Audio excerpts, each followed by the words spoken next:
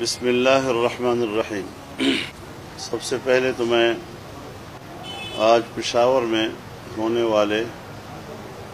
انتہائی افسوسناک اور اندوہناک واقعے پر شدید الفاظ میں جہاں میں افسوس کا اظہار کر رہا ہوں وہاں اس کے پرزور الفاظ میں مذمت کرتا ہوں۔ یہ نہایت بزدلانہ اقدام ہے، بڑا شرمناک قسم کا اقدام ہے، اور سوال یہ پیدا ہوتا ہے کہ ایک طرف دعوے ہیں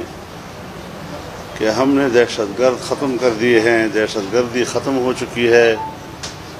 اور ہم نے لوگوں کو امن دیا ہے،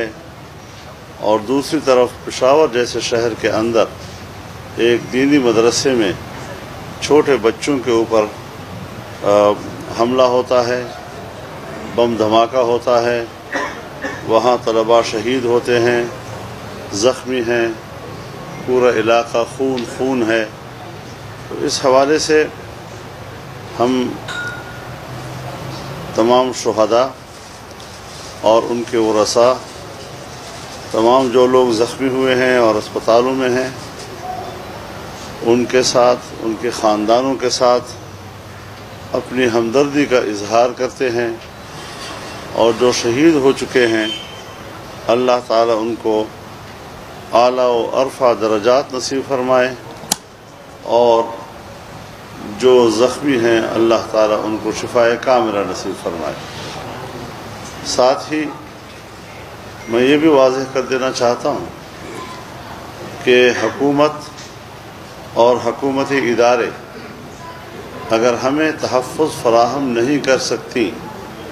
تو میں تمام دینی مدارس سے اپیل کرتا ہوں کہ وہ اپنے مدرسے اور اپنے مدرسے کے اندر پڑھنے اور پڑھانے والوں کی سیکورٹی کا انتظام خود کریں۔ اس بات کا انتظار نہیں کرنا چاہیے کہ ریاست ہماری حفاظت کرے گا یا حکومت اس حوالے سے کوئی ذمہ داری پوری کرے گی،